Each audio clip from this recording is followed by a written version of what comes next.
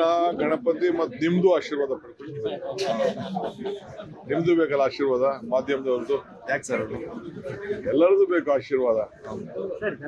ಸೂಕ್ತ ಕಾಲವಾ ಆಶೀರ್ವಾದ ಮಾಡುವಂತ?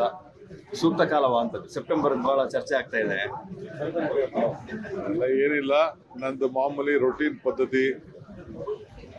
ಬಹಳ ವರ್ಷದಿಂದ ನನಗೆ ಈ ಸರ್ಕಾರ ಬಂದ ಮೇಲೆ ಅವ್ರಿಗೆ ನನಗೆ ಆಹ್ವಾನ ಮಾಡ್ತಾ ಇದ್ರು, ಬರೋಕ್ಕಾಗಿರ್ಲಿಲ್ಲ. ಬಟ್ ಈ ಸಂದರ್ಭದಲ್ಲಿ ನಾನು ಒಪ್ಕೊಂಡೆ, ಬರ್ತೀನಿ ಅಂತ. ಧರ್ಮಸ್ಥಳವನ್ನ ಬಿಜೆಪಿ ಮತ್ತು ಜೆಡಿಎಸ್ ರಾಜಕೀಯ ವೇದಿಕೆ ಮಾಡ್ಕೊಳ್ಳಿ ಹೊರಡ್ತಾ ಇದೆ. ನಾಳೆ ಜೆಡಿಎಸ್ ನ ಜಾಥಾ, ನಾಳೆ ಬಿಜೆಪಿ ಸಮಾವೇಶ, ಏನ್ ಹೇಳ್ತೀರಿ ಅಂತ? ಅವ್ರಿಗೆ ಇನ್ನೇನು ವೃತ್ತಿ ಇಲ್ಲ, ಬದುಕಿನ ಬಗ್ಗೆ ನೋಡೋದಿಲ್ವಲ್ಲ. ಅವ್ರ ಭಾವನೆ ಮೇಲೆ ಬರೀ ಧರ್ಮದಲ್ಲೇ ರಾಜಕಾರಣ ಮಾಡ್ತಾ ಇದಾರೆ ಹೊರತು ಬದುಕಿನಲ್ಲಿ ರಾಜಕಾರಣ ಮಾಡ್ತಾ ಇದ್ದಾರೆ. ಕೃಷ್ಣ ಗಣಪತಿ ಮತ್ತು ನಿಮ್ದು ಆಶೀರ್ವಾದ ಪಡ್ಕೊಳ್ಳಿ.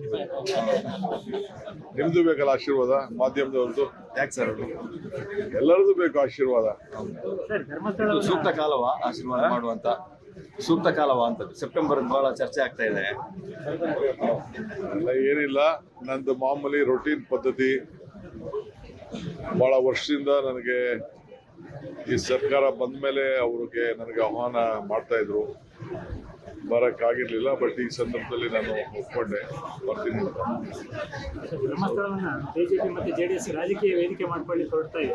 ನಾಳೆ ಜೆಡಿಎಸ್ ನ ಜಾಥಾ, ನಾಳೆ ಬಿಜೆಪಿ ಸಮಾವೇಶ, ಏನ್ ಹೇಳ್ತೀರಿ ಅಂತ? ಅವ್ರಿಗೆ ಇನ್ನೇನು ವೃತ್ತಿ ಇಲ್ಲ, ಬದುಕಿನ ಬಗ್ಗೆ ನೋಡೋದಿಲ್ವಲ್ಲ. ಅವ್ರ ಭಾವನೆ ಮೇಲೆ ಬರೀ ಧರ್ಮದಲ್ಲೇ ರಾಜಕಾರಣ ಮಾಡ್ತಾ ಇದಾರೆ ಹೊರತು ಬದುಕಿನಲ್ಲಿ ರಾಜಕಾರಣ ಮಾಡ್ತಾ ಇದ್ದಾರೆ.